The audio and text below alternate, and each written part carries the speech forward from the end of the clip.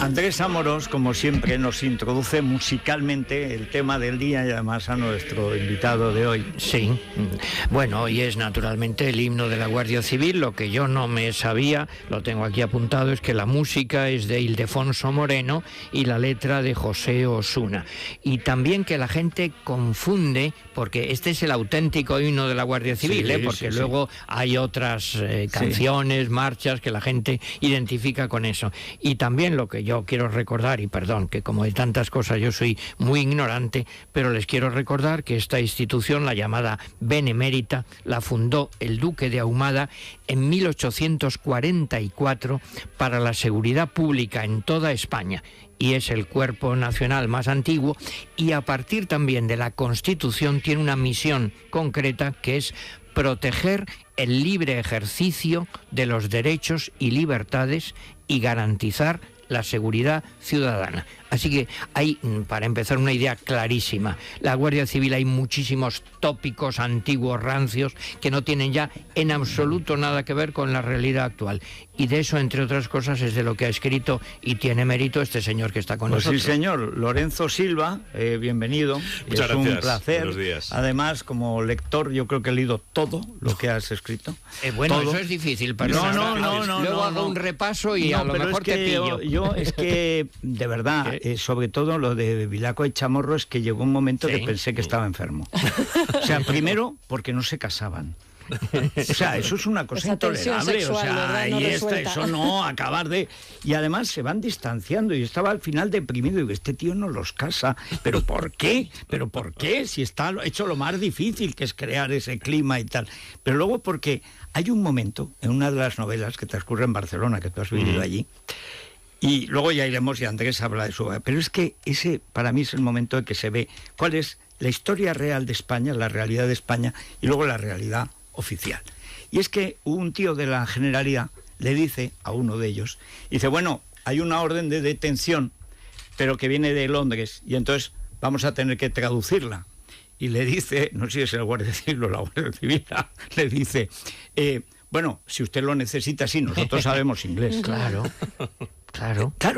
Dice, es que cualquier guardia civil de un nivel mediano, no digo alto, está mucho mejor preparado que casi todo el hemiciclo de las Cortes.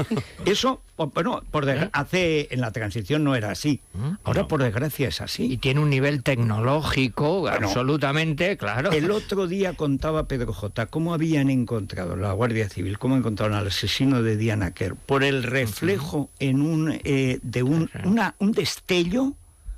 Dice, bueno, ni cis ni zos. O sea, esto, no, quiero decir, CSI. O sea, es asombroso, pero es que el nivel tecnológico de la Guardia Civil, que es el verdadero ejército de tierra, digamos, cotidiano de los españoles, es extraordinario y se ha hecho un poco a cencerros tapados, ¿no? Creo que la única persona que realmente lo ha sacado a la luz, digamos, en su valor contemporáneo, es Lorenzo. Y no tiene nada que ver con esos rancios tópicos y el tricornio y los gitanos y García Lorca. Está muy bien, eso es historia, ¿no te parece? Es que ahora es totalmente distinto. Como si hablamos del ejército de África, pues era otra cosa que el ejército actual, sencillamente. Claro. Sí, yo creo que se juntan dos cosas, ¿no? Por un lado, que el conocimiento de nuestra propia historia es muy somero. Lamentable. Muy somero. La palabra es somero, ¿no? Porque yo realmente me he encontrado alguna vez con afirmaciones pavorosas hechas por personas supuestamente formadas, ¿no? Gente que te dice, por ejemplo, a mí me han llegado a decir en una entrevista en Cataluña que en Cataluña hay una mala percepción de la Guardia Civil por el papel que jugó la Guardia Civil en la guerra civil frente a la Generalitat. Claro, si no me equivoco, el 50% de un bando y del otro. No, pero es que en Barcelona a todos los jefes de la Guardia Civil los masacraron precisamente por defender de la Generalitat. Es decir, que es como justamente lo contrario, ¿no? Que es algo que dice, bueno, ¿cómo puede ser esto? ¿No? Que puede ser que tengas un conocimiento impreciso, pero una percepción radicalmente opuesta a lo que ha pasado. Y luego, en cuanto al presente, yo creo que también tenemos un conocimiento somero de muchas realidades, ¿no? Es decir, respecto de muchas cosas, se despacha un estereotipo, se despacha un cliché y nadie hace el esfuerzo de levantarlo, ¿no? Es como una lápida que está ahí. La Guardia Civil, mira, yo estuve, por hablarte de una cosa concreta, ¿no?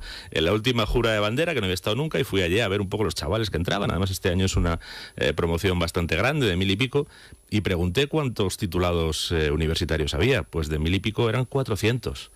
y había 25 con máster y 3 doctores para ser guardia. Empezando, ¿eh? Para ser guardia, raso. Yo o sea, he lo que estado... antes decían número. Claro, yo he estado en Afganistán con guardias civiles y los he visto trabajar con los americanos, los he visto trabajar con los italianos, los he visto trabajar con la gente de la CIA, en inglés todo el rato. Había una guardia en Afganistán que hablaba hasta ruso.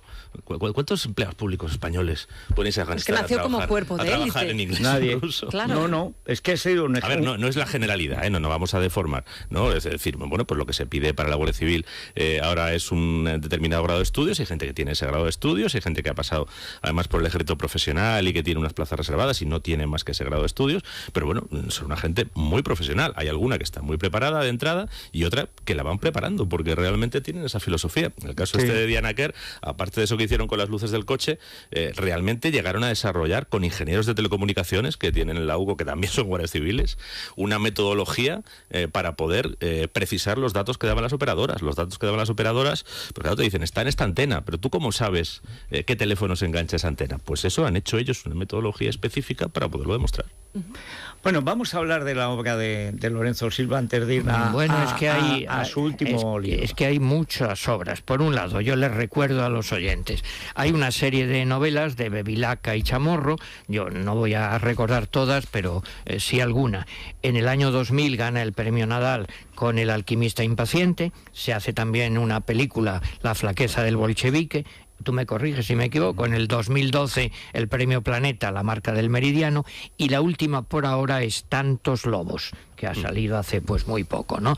Y que trata, sí, en fin, también de riesgos actuales, porque claro, esto no es historia, es que la sociedad va evolucionando y claro, la Guardia Civil, por un lado, tiene un avance tecnológico evidente, pero también mantiene unos valores, creo que eso está muy claro, ¿no? Y aquí, literariamente, pues lo bonito es, primero, el liquidar, superar esos tópicos de la Guardia Civil, pero esa pareja de hombre-mujer, claro, que da mucho juego, que son muy distintos, y también la España actual, que esto no es historia, que hay mucho uso de la tecnología y un elemento pues psicológico, el contraste de él mayor, decepcionado, que duda de todo, y ella pues tan mordaz, tan lista, tan técnica, y un valor, yo creo, pues también sociológico, las corrupciones de la España actual, pues que no solo hay los delitos tradicionales, ha cambiado. Entonces son obras de género muy documentadas, creo yo, y además verosímiles, que te lo crees lo que pasa, y por eso interesan al lector medio. Bueno, de hecho, si no me equivoco, en el año 2010 a Lorenzo Silva le nombraron guardia civil honorario, que no está mal eso, no lo consigue cualquiera. Entonces ya no te multan. Sí, me multan, claro. Pues, poco, además, también, ¿no? Yo tengo un amigo guardia que le quedan 6 puntos en el carnet. Bueno, claro. Eso es lo que hace que sea la claro, institución más valorada. Sí, pero escribe una cosa con la que estamos muchos de acuerdo, y es que recientemente o relativamente hace poco le para la Guardia Civil y le casca una multa por ir con exceso de velocidad. Y es que eso ha de ser así, es claro, que esa manía que tenemos muchos de me han multado, no, te han multado porque has hecho algo mal, reconocerlo es el primer paso. No, yo porque me preguntan, yo tengo incluso un carnet, ¿no? Y me preguntan si saco el carnet cuando, primero, tengo que decir que en toda mi vida me han parado 4 veces, y por exceso de velocidad 2 veces, claro, también depende de cómo conduzcas, ¿no? Y no, yo en algún caso me han reconocido luego, y en algún otro caso, pues lo he comentado yo, o llevaba libros en el maletero y les he dado un libro a los que me han multado. Lo siento. No, pero cumplen su deber, quiero decir, claro. Si tú un día vas con prisa y te pones a 140 y hay un radar, pues oye, mala pata, ¿no? Otra vez me pillaron que iba yo con prisa ¿y dónde iba? De Burgos a Barcelona, vamos por carreteras ahí un poco, y había una carretera en obras y bueno, no lo vi bien, y pisé una raya amarilla y el coche delante era un coche camuflado de la Guardia Civil y bueno, se encendió como una discoteca, me cascaron una multa, había pisado una raya continua, ¿qué le voy a hacer? ¿No? Bueno, yo también quería señalar un poco otros aspectos que no tienen que ver con eso, porque creo que es interesante la, digamos, pluralidad, para que no solo lo identifiquen con un tema, ¿no? Hay una cosa interesante que tiene una serie de libros juveniles, y, por ejemplo, que eso es lo que yo no sé si tú has leído, ¿no? Un par de ellos dedicados a Isaac Albéniz. Bueno, que a mí eso me interesa mucho, me gusta la música y, oye, me agrada eso. Pero también libros de viajes, digamos, bueno, inicialmente de viajes, la aventura de los soldados españoles en Irak. También otro aspecto que quiero destacar, la lucha contra la piratería. en fin, contra, como la defensa de la propiedad intelectual, que mucha gente pues no lo entiende todavía. Yo creo que ese es uno de los grandes temas. El otro día se lo comentaba yo a Dieter, que es que la gente no tiene idea de lo que es la propiedad intelectual, que no es la propiedad física y que no solo el dinero, que tiene también un elemento, bueno, que hay que defender, un elemento... No, es un elemento moral, lo que decíamos ayer, claro, la propiedad es un hecho moral. Claro, así es. Bueno, también dos cosas y ya acabo, que a mí me llama la atención: un consultorio en el XL, en el suplemento dominical de ABC, que eso es para un escritor, es una experiencia bonita y curiosa, literaria y humanamente, ¿verdad? Es un observatorio. Sí? Bueno, y también lo último, que lo comentaba con Isa el otro día, pues que también es un caso curioso. Yo de esto no sé nada, felizmente para mí, soy un troglodítico, pero se ha dado de baja en Twitter. Aunque tenía muchísimos seguidores, pues también es un tema, digamos, polémico, que ha llegado un momento que has considerado que ya estaba bien eso, ¿eh? Bueno, y además de eso, el último libro, Federico. Bueno, en el último libro, Sereno en el peligro, es una frase clásica de la Guardia Civil, igual que como es paso corto, vista larga y mala leche. Sí, pero es así informal. Los tres, pero es decir, como el santo y seña de verdad. Y el honor es mi divisa, ¿verdad? Sí, ese es el formal, que está en el reloj, pero de los GRS, que por cierto el otro día vinieron aquí a traerme su camiseta del día 1 de octubre, que estaban los GRS preparados para intervenir y no les llamaron. O sea, y hay unas referencias al final. Hay un momento en que hablas de la actuación de los mozos de escuadra con respecto a la Guardia Civil y a la Policía Nacional. Y aunque Lorenzo Silva ha de decir que porque ha vivido en Barcelona, no sé si es algo de síndrome de Estocolmo, siempre es muy suave, aunque cada vez menos, porque es que cada vez más es evidente que aquello ha ido derivando. Te lo explico si quieres. Pero ahí dices, bueno, menoscabaron la imagen de unos y otros haciendo como se enfrentaban cuando unos estaban defendiendo la legalidad y otros no. Y otros la estaban conculcando. Y es verdad, el momento en que le cogen, un padre estaba como para rejarle un niño, le coge el niño, deje al niño en paz y venga a estudiar y tal. Es decir, ese acto, que es un acto exquisitamente legal, encima lo presenta como una especie de agresión, cuando la agresión es los que deberían impedir, por orden del juez, que se desarrollara un referéndum ilegal, que es parte de un golpe de Estado, y no lo hacen. Y aparecen como los guardias civiles los malos y los mozos los buenos. Que eso es un momento terrible. Sí, yo no solo he vivido en Cataluña, también estoy casado con una catalana, tengo un par de hijas nacidas en Cataluña también, y además desde muy joven yo siento gran... ¿cómo decirlo?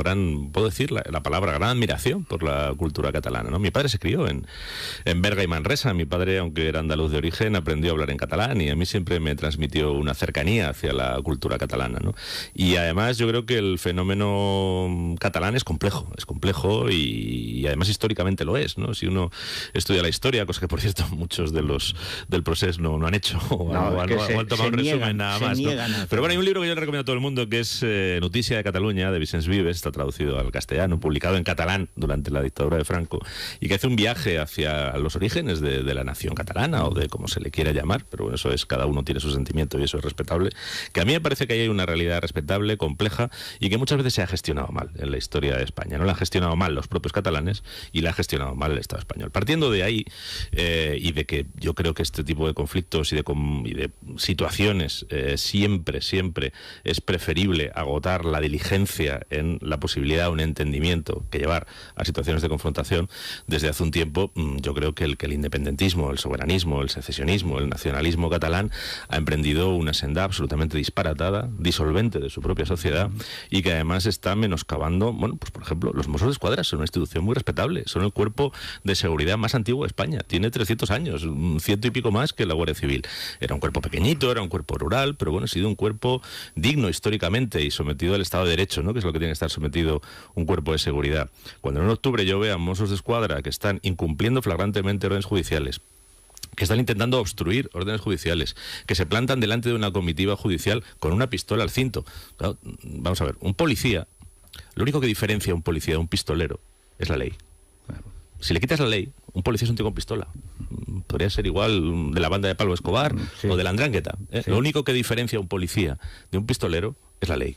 Y que alguien tenga la irresponsabilidad de llevar a un cuerpo de seguridad, además centenario y digno, a esa situación de desembarazarse de la ley para convertirse en obstructores de la ley, pues me parece absolutamente...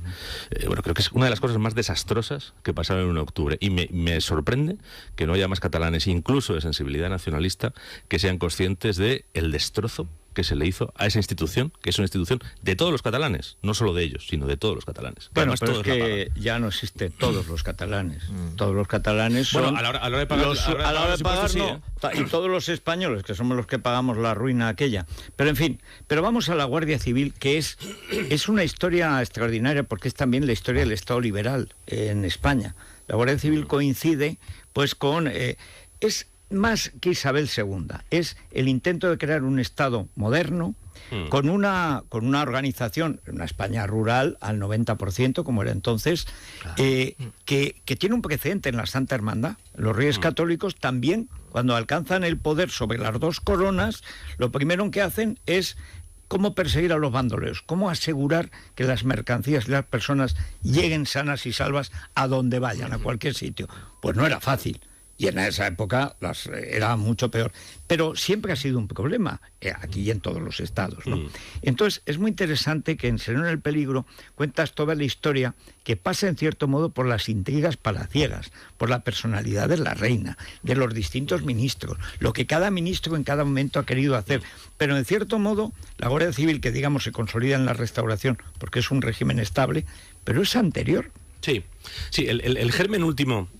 perdón, de la Guardia Civil está curiosamente, aunque muy poca gente lo sabe, en el trienio liberal. Está en pues en esos 3 años en los que, después de forzar a Fernando VII a volver a respetar la Constitución, hay un intento de organizar por primera vez un Estado liberal que, como es bien sabido, fracasa y se desmorona, ¿no? Bueno, pues dentro de ese intento, el padre del duque de Ahumada, el primer duque de Ahumada, del duque de Ahumada que luego organizaría la Guardia Civil, Pedro Girón, presenta un proyecto en las Cortes para lo que él llamó una Legión de Salvaguardias Nacionales, que era por primera vez un cuerpo de seguridad nacional, despolitizado, profesional, al servicio del Estado. Lo que había en ese momento era la Milicia Nacional. La Milicia Nacional era una especie de cuerpo de ocasión, donde, bueno, pues eran voluntarios liberales que, eran según les daba, financiados por el amo del lugar, por el cacique rural en el pueblo, por las ciudades por otra gente, pero no era un cuerpo de seguridad del Estado. No respaldaba la presencia del Estado, respaldaba la presencia de el que lo levantaba en cada sitio, ¿no? Por tanto, bueno, pues ese proyecto fracasó porque los liberales más exaltados, que tenían una querencia por la Milicia Nacional, porque creían que era un motor de libertad, de Francia, el modelo y armas, y todas estas cosas, le tumbaron el proyecto, ¿no? Bueno, cuando en la época de Isabel II, por cierto, los 2 duques de Ahumada, el padre y el hijo, los exilió Fernando VII, y después de ese fracaso tuvieron que exiliar también. Se exiliaron doblemente, ¿no? Bueno, pues cuando llega la época de Narváez, realmente el gran artífice es Narváez, que es el que intenta, con todas sus peculiaridades, organizar un Estado fuerte bajo principios liberales, conservadores, pero liberales en España, ¿no? Y Narváez, que ha trabajado, porque lo ha tenido en alguna campaña en las guerras carlistas, en la primera guerra carlista, con el duque de Ahumada, le encarga que ponga en pie la Guardia Civil, de la que solo hay un reglamento que dice 3 o 4 cosas, ¿no? Y que la reina, que entonces es una niña, pues firma y se inventa el nombre de Guardia Civil, porque dice, bueno, si depende de las autoridades civiles, que se llame Guardia Civil. Y bueno, pues todo el mundo le hace caso a la reina y por eso se llama Guardia Civil, ¿no?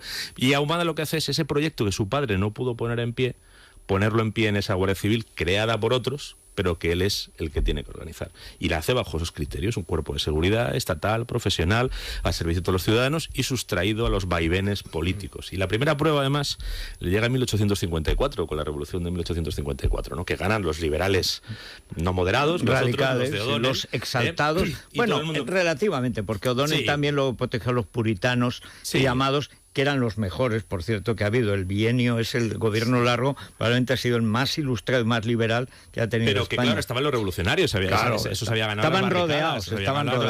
Entonces, a disolver la Guardia Civil, lo primero. La primera vez fue a los 10 años.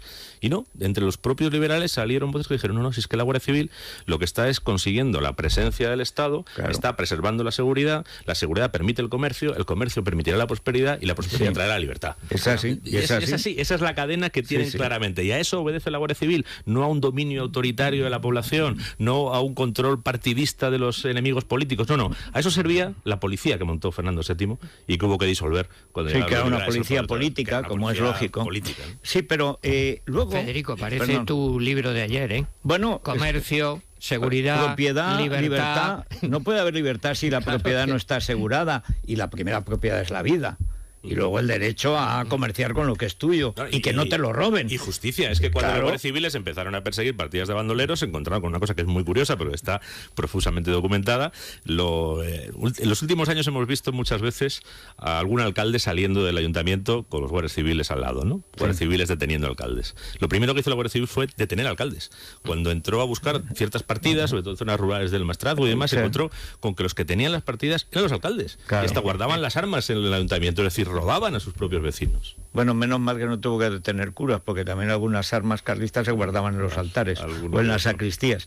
Pero hay varios momentos en el siglo XX en España, porque, digamos, en cierto modo la transición lo que hace es consolidar esos esbozos no completos de Estado liberal que se dan prácticamente desde el principio. Es la primera desamortización, luego el bienio. Quizá de O'Donnell es el que es más dependiente de ese grupo ilustrado, que duró poco, pero duró, con Nicomedes Pastor Díaz, con gente de primerísimo nivel, que no siempre fueron entendidos y que eran minoritarios realmente. El liberalismo en España siempre ha sido minoritario, pero los extremos ninguno podía gobernar contra el otro, y al final se imponían. En cambio, la Restauración son medio siglo de cierta paz, y en el fondo estas instituciones estatales son cuando se asientan. Pero hay un momento que es la crisis de la Restauración, que es primero el golpe de Primo de Rivera, la República, la Guerra Civil, y luego hay una cosa que es que el que certifica el golpe, bueno, la huida del rey, es Sanjurjo, que era el jefe de la Guardia Civil, director general, no sería el mismo título. Director general. Sí. Director general, que está en Zaragoza y que dice que él no se opondrá al sentido popular, pues si no se habían contado los votos. Es decir, que se pasa, digamos, al golpe republicano. Un año después se da la vuelta, porque Sanjurjo era un poco saltimbanqui y tal, pero como era el veterano lo respetaban. Y a lo largo en la Guerra Civil Española está en los dos bandos, como pasa con absolutamente todas las instituciones españolas. O sea que la idea de que la Guardia Civil está en un sitio o en otro. No. Pero, ¿cómo ves tú después de la guerra? Es decir, porque ha habido tentativas varias en la dictadura y en la democracia de disolver la Guardia Civil, de unificarla con la Policía Nacional, identificarla con un régimen. Al final ha sobrevivido, pero siempre con cautelas. Después de la Guerra Civil, ¿cuál es, digamos, el momento más difícil para sentarse como cuerpo autónomo, la Guardia Civil?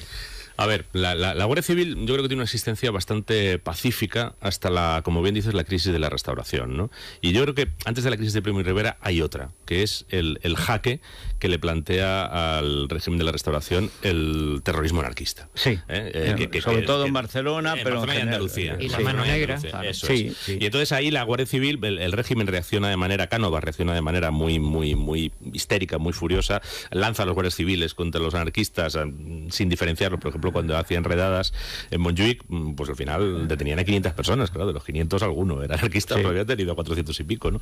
Y ahí empezó la impopularidad, o empezó a erosionarse la imagen frente a ciertos sectores de la población española de una institución que había sido absolutamente admirada durante prácticamente medio siglo, ¿no?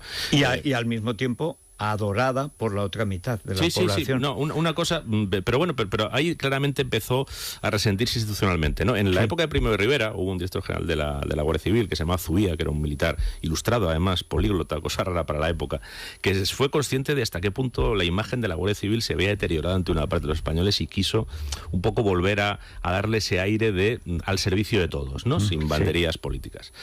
La Segunda República fue una crisis terrible, con lo que has contado y más cosas, ¿no? Sí. Y después de la guerra, pues, a ver, hay mucha discusión, pero hay hechos que son claros y que son contrastables, ¿no? Franco disolvió el Cuerpo de Carabineros.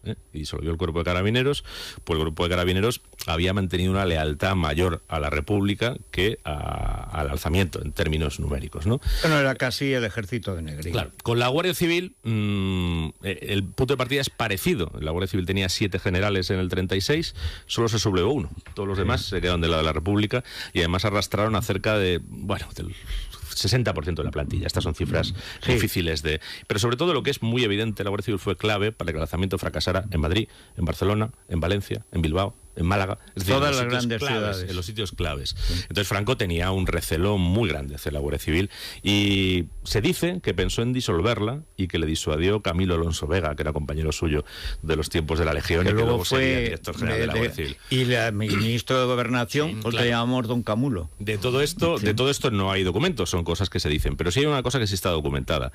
Franco tardó más de un año en hacer la nueva ley de la Guardia Civil. Y también hay indicios de que durante ese año en el que tenía mucha influencia todavía Serrano Suñer, que tenía muy buena relación con un señor que se llamaba Himmler, que había montado el Estado policial alemán sobre la base de las SS, pues hay indicios de que Serrano Suñer intentó convencer a Franco de que disolviera los cuerpos de seguridad heredados de la República, la Guardia Civil, el Cuerpo de Seguridad, todo, y lo sustituyera por la Falange. Es decir, que hiciera una policía política. Lo que hizo en Alemania. En Alemania las SS absorbieron todo el aparato policial alemán. Lo que pasa es que en España los pocos falangistas que había en la guerra habían muerto. Tenía que ser todo cooptación. Pues finalmente lo que se hizo fue refundar la Guardia Civil. Yo creo que en cierto modo Franco la desnaturalizó, y la desnaturalizó en dos sentidos. En la misión que le asignó, que era de defensa de un régimen y por tanto de una ideología, y también al nutrirla con 20.000 excombatientes de su propio bando, que cubrieron todas las bajas de los guardias republicanos fusilados, que habían sido muchísimos, y además por primera vez en la Guardia Civil entraron analfabetos, cosa que no había habido jamás en la Guardia Civil. Y luego Civil. hemos tenido el periodo oscuro, Tejero, Roldán, ya remontándonos a... Bueno, ahí ya, quiero decir, son fenómenos ya en la democracia. Déjame hacer una pausa, porque aquí, como no nos dan dinero público, o sea, aquí tenemos que vivir de ganarnos la vida honradamente, una pausita de publicidad. Aquí recomendamos, por ejemplo, Movistar Plus, donde nos están viendo ahora mismo en directo en el canal 125, Federico, todos los que quieran asistir a esta entrevista con Lorenzo Silva, y además nos hacen una recomendación, y es que hoy a las 10 de la noche en Cero se emite Loco Mundo, el programa en el que el humorista Keke nos va a sacar una sonrisa. Horas imposibles para ti y para mí, ya te lo digo. Nosotros estamos trabajando me en el imagino sueño, que en el REM concretamente, pero es la recomendación de Movistar Plus. Bueno, una pausa y volvemos con Lorenzo Silva y entramos ya en la Guardia Civil contemporánea, que es la que nos interesa más, claro. Es La Mañana de Federico. Es radio. La Mañana de Federico. Es radio. Bueno, Andrés, vamos a preguntarle a Lorenzo Silva por un libro del que es coautor. Eso, sí, simplemente mencionarlo, que tenemos muy poquito tiempo. Sangre, sudor y paz. La Guardia Civil contra ETA, lo ha publicado Península, coautor con Manuel Sánchez, que ahora es jefe de la UCO, y Gonzalo Araluce, periodista. Bueno, la verdad es que esa es una gran historia de la que yo estoy pendiente y tras la que ando desde hace muchos años. Yo siempre he tenido la sensación de que la derrota policial de ETA, que llegó al final a su aniquilación, es una de las grandes historias de la España contemporánea, ¿no? Y ha sido una historia difícil de contar porque en buena medida sucede en entornos donde predomina la discreción. Por ejemplo, la Guardia Civil, ¿no? Los guardias civiles son discretos tanto para contar su trabajo como para contar su condición de víctimas. Porque hay que decir que la Guardia Civil ha sido el principal ariete del Estado de Derecho contra ETA. Han intervenido otros factores e instituciones, la policía, los jueces, los partidos políticos cuando introdujeron legislaciones, cuando introdujeron legislaciones que les achicaron espacios, pero realmente el peso de la lucha principal recayó sobre la Guardia Civil, y también son las principales víctimas de ETA. De 860 muertos, 860 muertos, 215 son guardias civiles y 17 son familias de guardias civiles, incluyendo, no sé, son 12 o 14 niños, hijos de guardias civiles, algunos de 3 años. Entonces, claro, entrar en esa historia era muy difícil porque ellos son discretos, pero finalmente, pues bueno, yo creo que surgió un movimiento dentro de las propias filas de la Guardia Civil de que esa historia no se perdiera y sobre todo que no prevalecieran relatos opuestos, muchas veces interesados y absolutamente maquillados e inconsistentes, ¿no? Y bueno, pues contactaron conmigo y ellos han hecho un resumen más amplio que se llama Historia de un desafío, un libro en 2 tomos, y digamos que este es como el resumen de todos esos testimonios de los guardias civiles que derrotaron a ETA y de los guardias civiles que sufrieron el golpe de ETA en su carne o en la carne de sus familias. Y episodios tremendos, tremendos. Ortega Lara, por ejemplo, claro, eso leerlo siempre, en fin, emociona muchísimo, Bueno, ¿no? y el 11M, claro. La Casa Cuartel de Zaragoza. Bueno, la Casa Cuartel de Zaragoza es terrible. Allí murieron además dos niñas de 3 años, gemelas, ahora con los padres. Es sobrinas de Francisco José Alcaraz. Todos los que hemos trabajado en este libro, incluso en la última galerada, se nos han saltado las lágrimas, porque hay historias, por ejemplo, el asesinato de Ricardo Couso en presencia de su hijo de pocos años, ¿no? que se quedó allí viendo agonizar a su padre sin que nadie se acercara a ayudarle. Nadie se acercó a ayudar a un niño de 9 años que estaba viendo morir a su padre, una cosa, con la calle llena de gente, una cosa que son unas sociedades envilecidas por el terror, que asumían el terror porque mataban a otros. Algo habrá hecho, se decía en la transición. Pero ojo, no solo el País Vasco, yo lo menciono en alguna ocasión al hablar del libro. Yo viví en una colonia militar desde niño y en los primeros años, pues yo iba a un colegio donde había gente de todo tipo, la mayoría de la gente de hecho no eran hijos de militares, y percibías claramente una cierta indiferencia. Mientras mataran uniformados, todo estaba bien. Por supuesto. Relativamente bien, no era tan grave, vaya. Bueno, Lorenzo, ¿en qué estás trabajando ahora? Pues ahora estoy en una novela de Bevilacqua, sí. que te podré poner en las manos en mayo, más o menos. ¿Y dónde sucede? Pues sucede en un sitio que a mí me parece fascinante, me parece el gran escenario negro de la geografía española, que es el Estrecho.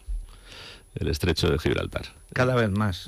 Es un sitio, además, pasa todo. Sí, me fui allí en noviembre unos días, precisamente para conocer a la gente que está por allí y demás. Y bueno, realmente tiene mucha fuerza como paisaje. Y ahí hay un fenómeno de una sociedad, pues que está en unas circunstancias, ¿no? Y con una relación con la delincuencia y con la actividad ilícita, ya sea el tráfico de droga, el contrabando de tabaco, el blanqueo de dinero. ¿No? Bueno, lo han descubierto. Sí, Tomiñanco, por ejemplo, pues lo han detenido, todo su blanqueo lo tenía puesto en Algeciras, ¿no? Claro. No es por casualidad. Bueno, Lorenzo, es que estaríamos contigo pues una mañana aquí, pero en fin. Bueno, muchas gracias por tu último libro. ¿Y cuándo dices que sale el otro? En mayo, supongo que a mediados de mayo. Pues sí. Quedas aquí citado en cuanto tengas el libro y lo presentamos. Pues nada, será un placer, lo haré llegar. Muchas gracias, Lorenzo. Muchas gracias. Brevísima pausa, tomamos sin violín, Federico, para por si acaso los leemos sentados. Sí, porque además te puedes ser ante el peligro. Bueno, son tan maravillosas preciosas las ilustraciones. Sí. Solo por las ilustraciones ya se puede comprar el libro. Es un libro de historia, es un libro para aprender historia. Y además uno se conforta con la historia de España. Es que la historia de España es buenísima, es impresionante. España tiene una historia, es inagotable. Y además es que en las imágenes de verdad son tantos complejos y tanta ignorancia. Pero hombre, por ignorancia, ya quisieran muchos, ya quisiera Nebraska. En fin. Pausa. Es la mañana, es radio.